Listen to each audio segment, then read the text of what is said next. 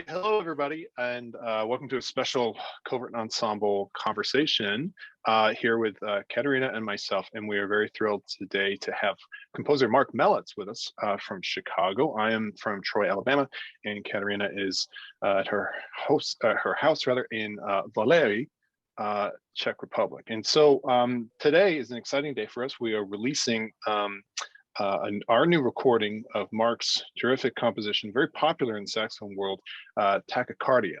And originally this was written for us, for myself and Stephen Page, who were the founding consortium members in 2014. And it sold out in like 24 hours, very, very, very, very quickly. And so we had some really great names part of the consortium, and it's really sort of found its place, found its home in saxophone repertoire. And so Katerina and I sort of did notice a niche that hasn't been filled. At least I hadn't seen anyone play it with two sopranos. Originally, it was written for two alto saxophones or certainly like instruments, and so we thought we would try our version with two sopranos. And so with that, I thought we'd open up this conversation a little bit about the history of the piece, and would love, Marc, for you to tell us a little bit about how this piece came to be from your side. Sure, happy to. Well, first of all, I'll mention that two sopranos. I don't know if you were the first to do it. You may be, because I'm not aware of other people playing on sopranos. But it seems like it's a natural thing to do. I love it on sopranos. I think it works really great in that register. I don't know if it's harder or easier. I mean, you can be the judge of that, or if it's just the same. I know it's definitely a hard piece. Yeah, Uh, I would say harder, but it's hard for any instrument, I think.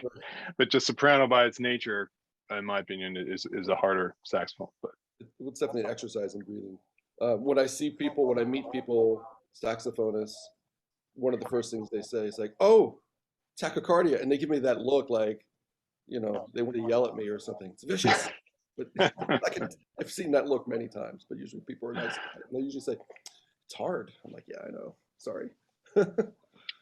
um, yeah, and it's hard in a unique way. It's like it's a real endurance, because there isn't a lot of time to breathe, or even like I find the difficulty, and maybe Katerina, you could see if you agree with me, but like just the lack of time to clear the mouthpiece sometimes yeah. can be a challenge, and that's why I was quite glad to play the second part, because I get 4 bars of merciful rest, and the first part gets none of that. So I kind of drew the lucky straw from that perspective. What do you think, Katerina? Yes, I agree. Yes. Yeah. So Yeah. So the yeah. history. Yeah. So I wrote it. I think it's 2014. Yes. And so I wrote it in a period of, so I have a heart condition called atrial tachycardia, and it's something I've had my whole life. And basically, I mean, I think most people know what it's like when you feel your heart skip. You probably had that sensation at some point in your life. So if you have tachycardia or atrial tachycardia, or a similar one called atrial fibrillation or AFib, you feel your heart skip like a lot. So since I was very young, I was very used to feeling my heart skip kind of all the time, multiple times per day, sometimes not every day, but maybe a few times per week. And in 2014 was at the time when I was actively addressing it. I was told by doctors it's like it's nothing to worry about yet, nothing to worry about yet. You have to wait until you're in your 40s or 50s, and then we'll address it. The surgeries are changing all the time, and I was first diagnosed when I was 25, and the surgery back then was open heart surgery. Nobody wanted to do. So we waited until it was a much safer thing to do. Today it's done with catheters, and you can leave the same day, which is what I did. So I had two surgeries to try and address it, and so my mind was pretty focused on my heart at that point. And for the first time in my life, I started to feel my heart skip, or not skip, like just kind of not do anything and not feel it. So when you feel something like always tapping, and then when you don't feel it, it's a very strange sensation. It's like kind of a reverse pain, like it's an odd, surreal thing. Like it's a little frustrating, but then eventually, you get obviously get used to it. Um, So I wanted to, certainly since it was on my mind, I was going to write something about this, write something about my heart. Um, and I feel that, like, I was looking at pictures of my heart a lot, and I was getting all these scans of my heart, and I was kind of watching it beep or watching it pump in real time. And as you probably know, like, the heart will work basically one of the chambers, I think it's the upper right atrium squeezing first and then shoving the blood down to the left ventricle. I might have that backwards. But this motion of just the top of the heart squeezing and then the other bottom of the heart squeezing and this like kind of thing. I didn't want to take that rhythmically, but the idea of these two things working together and watching these scans of it is exactly where the opening lick for tachycardia came from, right? So Huh. two saxophones sort of working together, like this beginning. See if I can keyboards on this, right? So one half of the heart,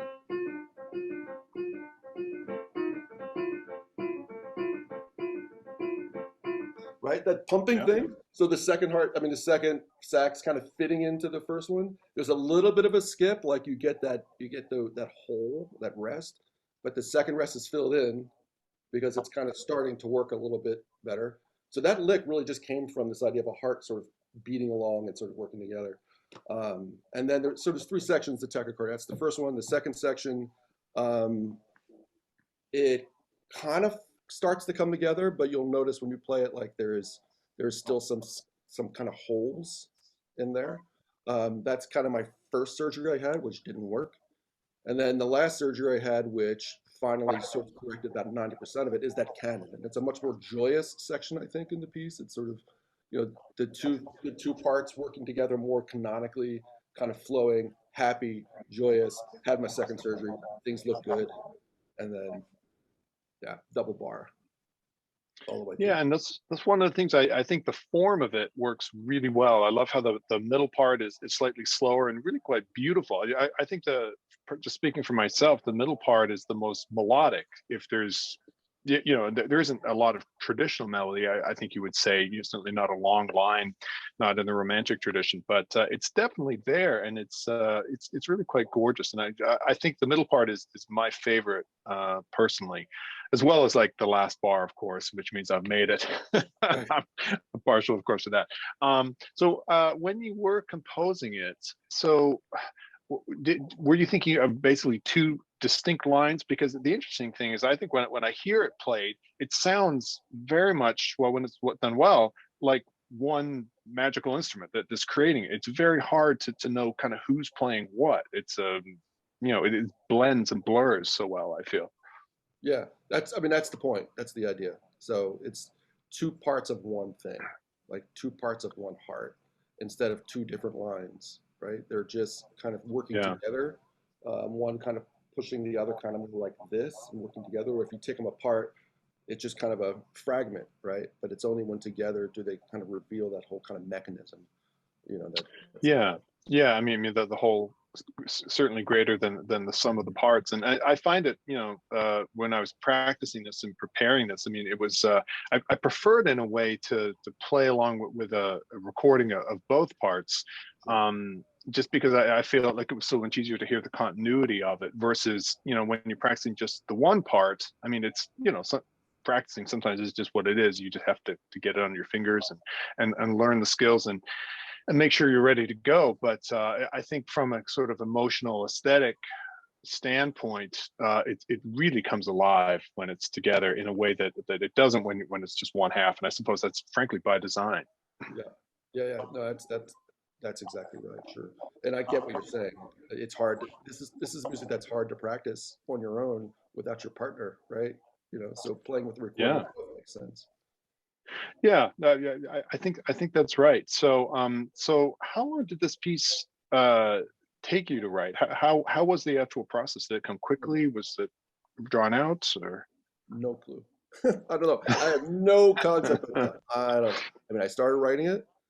I kind of hear things all at once, so I kind of hear the whole thing, and then you have to sort of turn it this way and sort of figure out, okay, what was the first part? What's the second part? What's the third part? Whatever. Originally, I think I can look at my notes, but I certainly had a lot more than three sections. I probably had 7, 8, or 9 sections, knowing that most of it would disappear. So I kind of work on everything and then some sort of like, it's too awkward. And the three that were left were the ones that were probably the least awkward enough. I know it's hard, I know it's awkward, but you should have seen the other sections. They were even worse. Yeah. So they kind of filtered. Yeah. I do remember some vaguely in my memories of going back, now almost 10 years, with you and me and Stephen Page. And I think originally like the piece was going to be quite a bit longer, but we were concerned about the endurance aspect of it. And we sort of like probably where it's at is fairly close to our max, just from the human condition wanting to play it perfectly. And I liken it to sort of walking on a tightrope, and it's like it's one of those pieces that if you fall off, everybody knows it. Right. It's very the clarity of that is sort of like the beauty of it, and also the difficulty of it. Right. And so it's definitely a unique challenge, and similar to some of your other things as well. Like I'm probably mispronouncing it, but like Farfalcote is one, and some of your other works. It's like if it's off, it's just train wreck, and you got to start again. And so knock on wood that doesn't happen. And I remember at the NASA that we premiered this at, I think it was in Arizona, or no, was it Illinois? It was Illinois. Anyway, I remember, that was sort of the nerves. Stephen and I were standing backstage, waiting to go on, excited to play this great new piece, and also one of the other ones, and just like the hope of just, first of all, let's get through it. Let's not screw it up. Let's not, bomb in front of our 200 colleagues checking this out. And luckily, I'm thankful to say we had a pretty good first performance, and introduce it to the world, and we've just been, I think, speaking on behalf of Stephen and myself, very gratified to see, if you look on YouTube, there's lots of people playing it. I think there's lots of your pieces are very popular. Black is an obvious one with Barry sax, and of course two bass clarinets, but Tacky in the sax world, I think, has really found its place, and I'm really proud of that. Yeah, no, it has. It has, and it's great to see that. And I owe that to this was your brainchild, you and Steven. Like this was your idea, and all these wonderful people that joined in the beginning to make it happen, and joined in quickly, which was awesome to see that type of enthusiasm. So Yeah. yeah, I think I jumped on that enthusiasm. I don't, to be clear, I don't think the piece. I can't remember how long originally we were planning on the piece, but when I say I wrote probably 7, 8, 9 sections, I knew not most of them will not be in the final product. That's just how I write. So it's kind of like throwing mud at the wall, and some things stick and some things don't. So usually a good 25 to a third, 25% to a third will actually distill into the piece. So that's how I ended up with those 3 sections, was knowing that I like to work on stuff, knowing it's not going to be in the piece, but it kind of helps you work through stuff to sort of eventually get to the. Does that make sense? It's kind of hard to describe, but Yeah. working on music, knowing it's not going to be in the final product helps you get there.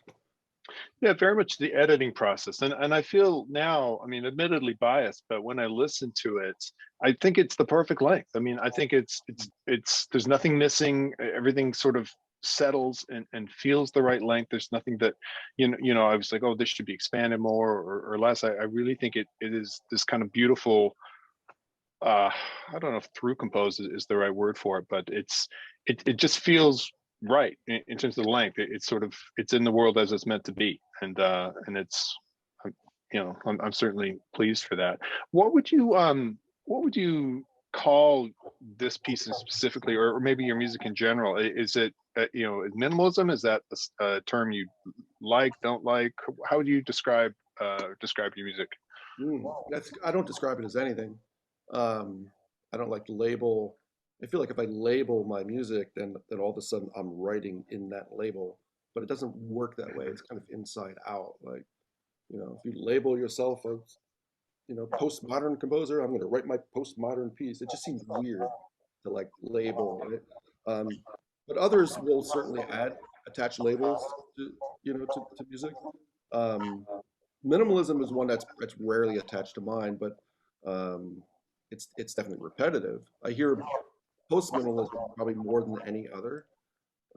So like I've heard that label with my music, so post minimalism, and I've heard avant pop sometimes. I've heard that label, attached to my music. I just, when people ask me, am I a post minimalist? I'm like, no, it sounds like a breakfast cereal. My music is Mellits. It's just me. Like, I don't really like to label it as anything in particular. Yeah, well, maybe that's the best thing, your last name, standing for something, and it's because I do think a lot of your music is very unique and recognizable, like I can almost tell immediately it's one of your pieces before I even see your name attached to it. Thank So you. Yeah, um, now, nice. now when you hear your music in general, and let's talk specifically Tachycardia, because I'm sure there's plenty, as I've mentioned, plenty of recordings out there. What do you listen for? What are the things that you actively want to hear? Sometimes the things that and perhaps for some advice for people who are playing your music or this piece in general, as a composer, what are you hoping to hear? Wow, that is a loaded, great question. So, in performances of my music, like what am I looking to hear? Yeah, so I just imagine you at your desk, you're on YouTube, so you come across it, someone's playing one of your pieces, let's say Tachycardia. Yeah. And so what are you hoping to hear, and what maybe sometimes things that you would offer as advice is, hey, maybe don't do that to my music. Well, I mean, there are a lot of recordings, especially on YouTube. It's sometimes it's hard to get through them, to be honest. So, what I'm looking to hear is, wow, that's a great question. I think people owning it, like, so there's a difference between playing a piece like this or playing anything of mine and putting yourself into it and really owning it and creating something, as opposed to what I don't like are when people take it and just sort of, like it's carved in stone. And, I want to hear music out. Music should be alive. So I'm looking for performances that will, that are dynamic, that'll take the music on the page and let it fly, as opposed to sort of a reading of it, which always I find like if you're not part of this, because I'm only a third of this whole thing, and the two of you are another third, and the audience, anyone listening to it, is the other third. So I feel like you have to really do your part to it. You're not just playing it like a computer would. You really have to put yourself into it. So I would say when I listen to recordings, that excites me. When people really, that's one thing. Slow tempos drive me crazy. So if it's a Well, slow tempo, I was going to say that too. From performer of your music, I find that the slow tempos, one, I think it makes it harder, even though there's slightly more time. It makes the piece longer, and I feel like the tempos as marked and or faster, perhaps, really capture the energy of it. But anything like below the marked tempo, for me, I find problematic from yeah, an energy standpoint. yeah, I agree. Slow tempos really bother me. Yeah. But it's interesting, about the kind of the right of the composer versus the performer. Like it's interesting on the where we fall on the spectrum in terms of how exact you want the performer to follow you in general, and how much rights that the performers have to put their own take on it in terms of their expression and their musical ideals as well. Obviously, I think both sides can be taken too far. We were talking a little bit before we started recording this conversation. I don't imagine you would be pleased if somebody drew up a full string section and glockenspiel addition part to Tachycardia. Like I think that's I don't probably know. It could maybe. work. It could work. It could. Yeah, well, I mean, well, that's the question. Maybe I should stop talking and answering my own question. Maybe I should let you answer it. So, I mean, where is that line for Um. Yeah. Right. I mean, I'm okay. I just with arrangements. I just feel like, in general. Let me put it to you this way: if you were a violinist, a pianist, even saxophonist doing an arrangement of Beethoven. Like if you're looking at something of Beethoven or Mozart, or something in the deep classical rep, you don't really think twice about interpretation. So, and if you're learning a new sonata of any of these people, and one of the first, actually probably one of the first mistakes, but it's there that people make is they listen to recordings, and you can listen to 100 recordings of a Beethoven piano sonata and hear 100 different versions of it. So in other words, people don't really think twice about interpreting and putting their own sort of rub on something in the classical rep. But when it comes to contemporary music, I can't figure out why people feel like they have to read it as if it's set in stone, because I feel it's very much the same. So I like it when people interpret my music, and I like it when people take, and this is something different from adding instruments, right? But I like it when people will take something and put their own spin on it, because you can do that to Bach and Mozart and Chopin, and you can do that to Rachmaninoff. Why can't you do it to me? Like, I like that, and that's kind of what I'm looking for, is that sort of interpretation. But for some reason, if a composer's alive, I don't know why people feel like all bets are off, and if it says quarter note equals 128, we must do 128. Well, that's crazy. Like, you wouldn't do that with anything Well, else. I wonder if part of it is because you are live, and if you don't like it, you can send them an angry email or call them up and say, Yeah. "Hey, I mean, Bach's not going to do that, right? If we do that with his stuff." But Right, right. But I mean, we're all in this together. I mean, that's the thing. yeah, I So, had a thought, and we haven't done this, and I certainly haven't told Katerina about this, but like I was thinking, because I was watching Michael Brecker do this thing with pedals and loops back from the near late '70s, amazing stuff, and he had a similar kind of harmonic concept with these pedals, and I thought it would be interesting to like have part of Tachycardia be looped, and then it's particularly if you have an improviser in your group, that could do. Let's sort of improvise freely over this. I mean, that would just an idea possibly that could work or be interesting, or sort of Tachycardia plus. But I suppose as long as it's done tastefully and with, I think, strong intention and hopefully good artistry, I definitely see your point that that there there can be interesting options, and I'm with you too. I mean, I hope if I was to listen to 20 different versions, 20 good versions of Tachycardia, I would hope quite a lot that they're not all carbon copies of right. each other, you Sure. know. Yeah. And that goes outside, in addition to just, of course, instrumentation differences with that. So yeah, I would just like to ask at this point, because we talked about this earlier. You have a Czech connection that perhaps would be of interest to people, considering one half of Covert Ensemble is Czech. Yeah. I mean, lightly, sure. I mean, I have a deep Romanian connection as well. But that's not, it's close to Czech Republic. But as far as the Czech Republic, so but my Karel Husa, who's this wonderful, famous Czech-born composer, I was his last student. So he taught for many, many, many years at Cornell University, where I was doing my doctorate. And he was a wonderful guy, and we had a great relationship. And he gave me the keys to his office, in fact, to let me write music in his office. In fact, one day I came in and he told me, I came to my office and I'm he would always he would leave his music there and then go home and come back and just pick up where he left off. So he started writing. He looked at the previous bar and he just started writing. And then at some point he realized, he looked back and he told me, I saw these notes and I realized these are not my notes. These are really good notes, but they're not my notes. And I realized they're your notes. So, and he gave me my music back and he goes, I'm sorry, I wrote a few bars to your piece. Like, it was such a neat, it's so him, right? He was a wonderful guy. And then I remember he left his the last day, my last lesson, he leaves and he goes, I'm retiring. You are my last student. And he said something really nice about for all these students over the years, but it was just like to work with you this year was really special, really great, and great way to go out. Like, like, Yeah. yeah, and it was just he was a special guy. Well, that's a great memory. That's terrific. I suppose my last question that I have for you, Mark and Katerina, if you have any questions, please feel free to ask afterwards. But how important do you feel that in today's marketplace, the presentation of your music is? Obviously, we've spent a lot of time on the video of our version here, and there's certainly some nice live videos as well from multi cameras and things like that. But how much what kind of importance do you place on the visuals in addition to the actual sheer music? Right. So, live concert as opposed to video, these are two different things, but I have actually, believe it or not, a very similar answer.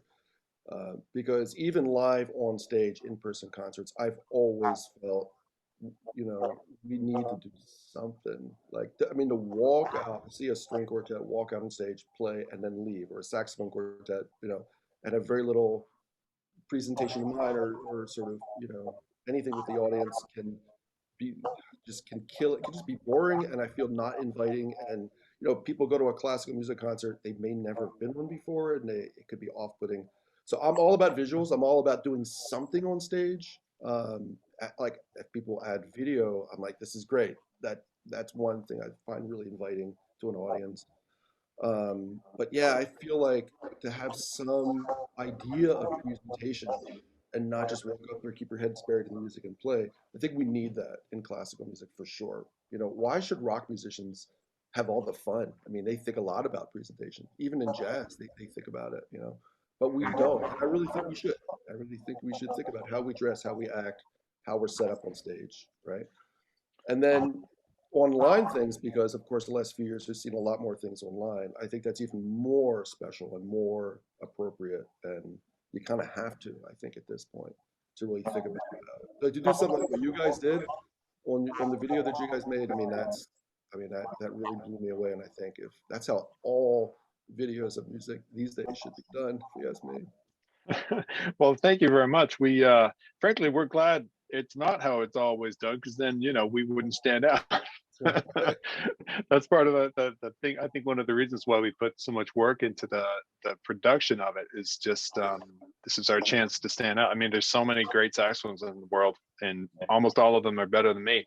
So that's definitely a reason that we put in the effort that we do. I also think performing classical music, and particularly music like yours in non-traditional venues, I think would also be excellent. Love it. Yeah. Yeah. Yeah. It does not need to be an ivory tower where you have to sit down and be quiet. I mean, I just think it's there's such an urgency to a lot of it too. Well written stuff like yours. Yeah. I mean, I hope my hope is that the visuals and the performance of what we've done opens us up to new avenues of people to check it out. So if we can draw in some people with the visuals, and then they're like, hey, I really like this music, well, then I think we've done our job.